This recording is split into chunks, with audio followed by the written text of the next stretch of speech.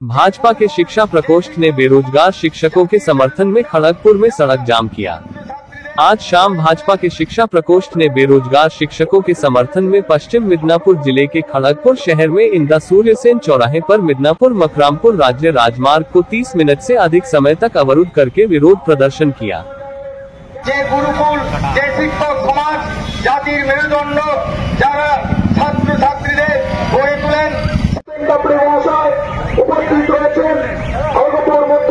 সভাপতি সম্মানীয় উমা সমস্ত চাকরিজীবী যারা ছাত্রী ভাইয়া ছিল সবাই বাকি আমাদের মনে প্রশ্ন জানবে কেন নির্মম ভাবে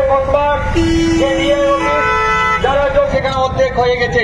24 পরগনায় কুলতলি স্কুল আপনারা নাম শুনেছেন, সেখানে 26 জন 21 জন হচ্ছেন শিক্ষক আর 6 জন হচ্ছেন অশিক্ষক কর্মচারী।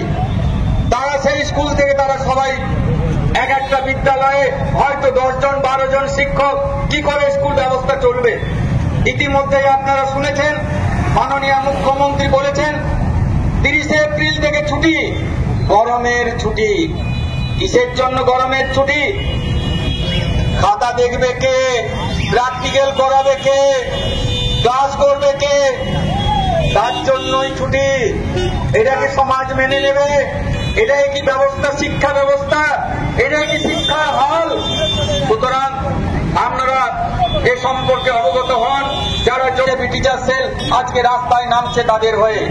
বন্দে মাতরম, ভারত মাতা কি बीजेपी टीचर सेल जिंदाबाद, बीजेपी जिंदाबाद। बंगाल की जो परिस्थिति है, हम लोग मजबूर है इस तरह का आचरण करने के लिए।